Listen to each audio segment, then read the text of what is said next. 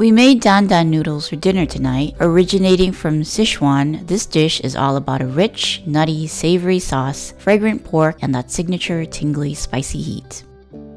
Here are the ingredients you'll need for the meat sauce: the silky noodle sauce, plus all your noodles and fixins. Start by cooking your white noodles according to the package instructions. Next, heat your wok on medium-high and add oil. Toss in 1 pound of ground pork and break it up as it cooks.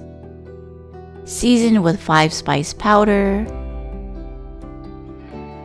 Shaoxing wine, dark soy sauce,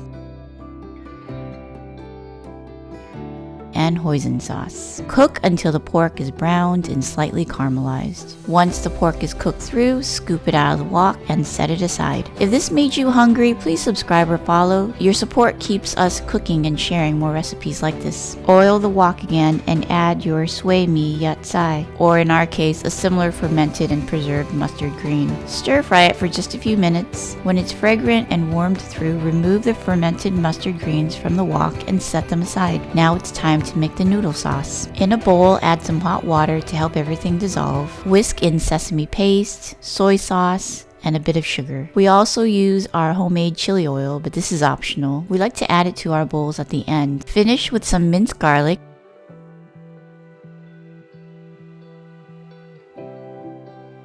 a pinch of 5-spice powder, and Sichuan peppercorn powder. We didn't have any on hand, so we combined crushed black pepper with coriander seeds as a substitute. Mix the sauce really well until it's smooth and everything is fully combined. It should be aromatic and slightly thick.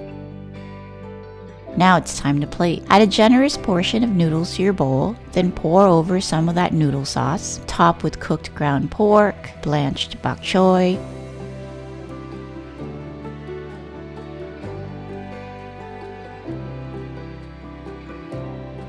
and a handful of chives and green onions.